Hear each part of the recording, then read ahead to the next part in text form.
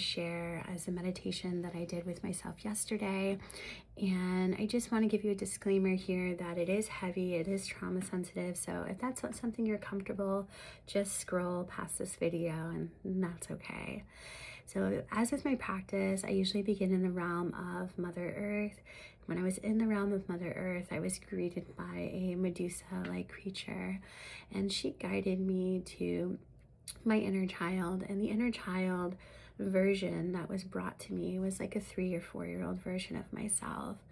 And this is where the trauma and the heavy emotions. So I didn't have like a full-on conversation with her, but I started to connect with her and I could feel the emotions coming through her. And that's when I began speaking to her very gently and letting her know, like, it's okay. Like, I will take these emotions. I will feel this for you.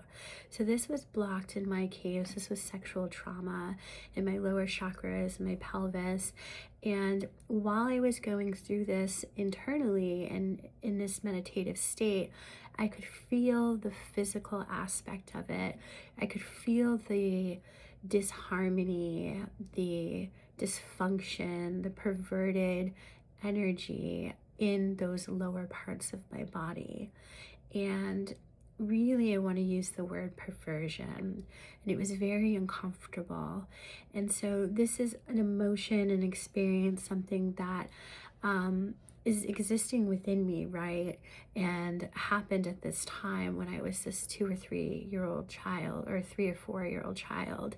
And so because I wasn't able to process that at that time safely, I bottled that up, right? So here I am yesterday in this meditative state, holding myself, telling my child self how loved I am, to let me take this emotion, and just allowed myself to sit in that heavy discomfort. And this technique is really beautiful because I think it can be challenging to graciously love ourselves, but when we see ourselves as a vulnerable child, I think that makes it much easier. So going through that process, and as I was feeling, I became an open channel for these heavy experiences, these energies, right? And feeling it, allowing it to flow through me instead of blocking it, just allowed it to release. And then I also called on to Mother Earth and I asked her to help me transmute this energy. And then something really amazing started happening. My 3 or 4 year old self that I'm cradling and holding, right, just all of a sudden became like covered by these black shiny snakes, like the crazy serpent energy, right? You know, Medusa. So they were completely covering me and I could just see my face. You know, my face was coming out, my eyes closed, and the child version wasn't afraid at all. I was a little bit like, whoa, like what's happening?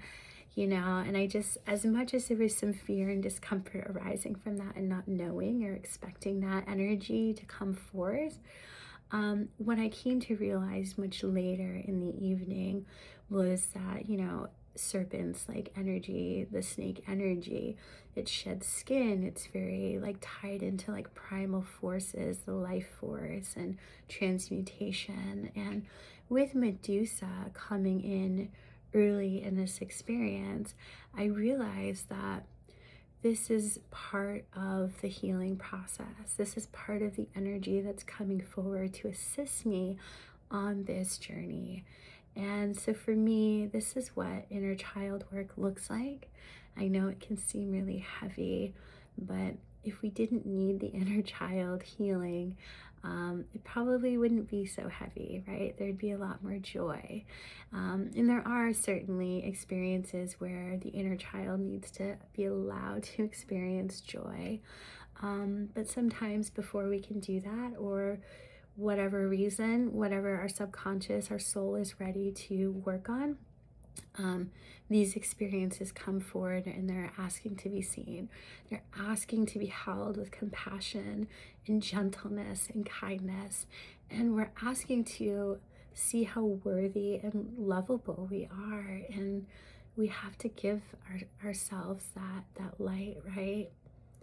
So I hope this inspired you to begin your own inner child work, or perhaps you're already on that journey.